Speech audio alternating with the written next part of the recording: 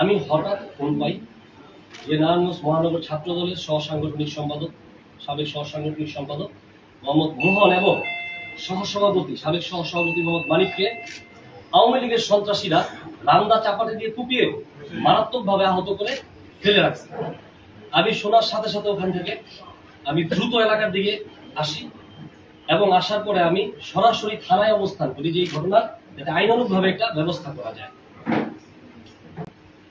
পরবর্তীতে এই ঘটনাটা মূলত কিভাবে ঘটলো এবং শুরু হলো এই ব্যাপারটা ক্লিয়ার করা উচিত। এবং আমি যেটা পরিষ্কার করতে চেয়েছি প্রথমে, এই ঘটনা আমাকে জড়ায় বিভিন্ন সংবাদ মাধ্যমে প্রচার করেছে যে সাগরের সাথে অমুকের সংঘর্ষ, সাগরের শহরে সংঘর্ষ। আসলে এটা সম্পূর্ণই ভুল তথ্য। আমি ওখানে উপস্থিতি ছিলাম না এবং যেহেতু উপস্থিত ছিলাম না সেহেতু আমার ফুটেজ আসার তো এটা হাস্যকর ব্যাপার, কোনো ফুটেজ নাই। তো আমি এই বিষয়টা আপনাদেরকে অবগত করলাম যে এখানে আমার কোনো এই ঝামেলার এই সংঘর্ষে আমার কোনো সম্পৃক্ততা নেই।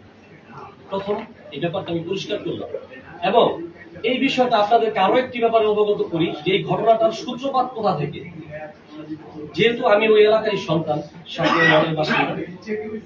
এই এলাকাটার সূত্রপাত হচ্ছে গত 19/2/2025 তারিখে সিদ্ধিরগঞ্জ থানা যুবলীগের সভাপতি সন্ত্রাসী মতি এবং তার সহযোগী সন্ত্রাসী আশরাফ, তাদের অন্যতম সহযোগী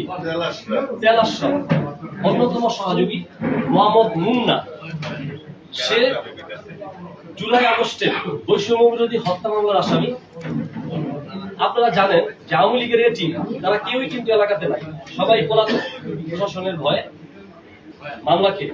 কিন্তু আওয়ামী লীগের সি টিম বা ডি টিম আমি বলবো, তারা বিভিন্ন ভাবে মাস্ক করে এলাকায় ঘোরাঘুরি করে, আমাদের চোখে পড়ে।